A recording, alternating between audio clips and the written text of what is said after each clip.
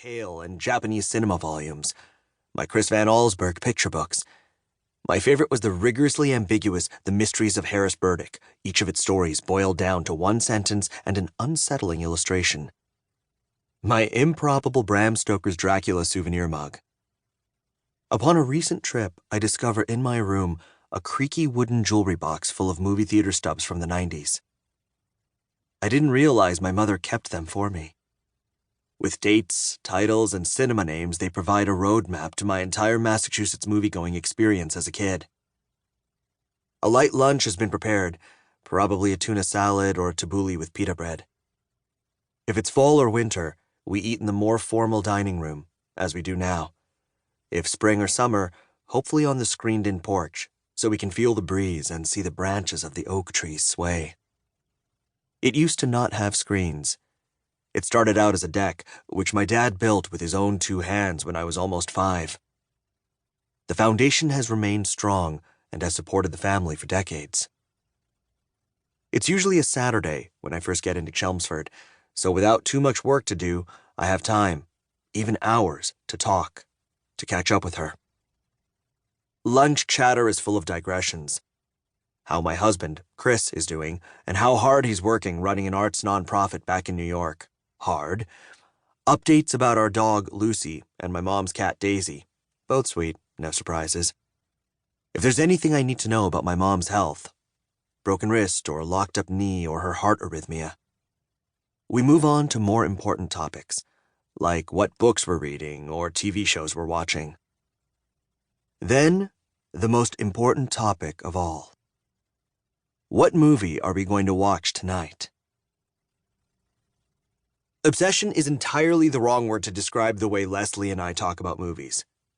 Rather, they're a way of life, a totalizing force that informs our experiences and interactions.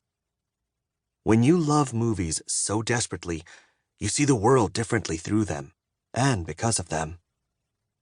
And you return to them, because movies change as we change. Grow as we grow, friends that reveal new facets with every viewing. And like friends, sometimes they can betray you, reveal themselves to be not as caring, not as sensitive, not as sophisticated as you once thought, though this can never completely change the affection, the love you once felt for them. My mother instilled this love. My father, Bobby, enjoyed movies too, as does my older brother Jonathan, but not to the same level that my mother and I do. Not as emotional, moral, and aesthetic inspiration. I was destined to take that love to yet another height. After I spent a childhood watching movies, and watching them, and watching them, and then watching them again, they would become my profession. Writing about movies, talking about them, researching them, editing other people's writing about them, making them. Through my work at such institutions as Museum of the Moving Image, the Criterion Collection, Film at Lincoln Center, and the legendary to cinephiles Film Comment magazine, I have been privileged to get close to the world of movie love, to spread its gospel, and to learn more about film than I ever knew there was to learn. It's difficult to imagine I would have had the same feeling of idolatry towards cinema if not for my mother, who taught me from an early age that movies were not just entertainment.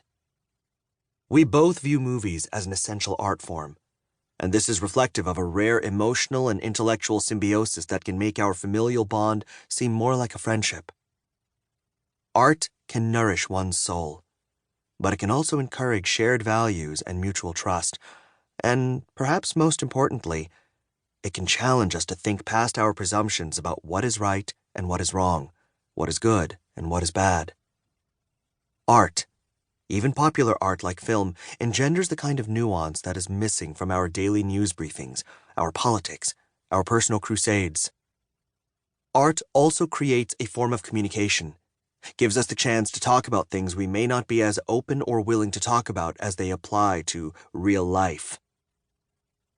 I have long suspected that having this attachment with my mother made coming out of the closet in my early 20s easier than it might have been, and easier than it must be for many others, even though nothing so emotionally loaded as revealing one's true self can ever be easy.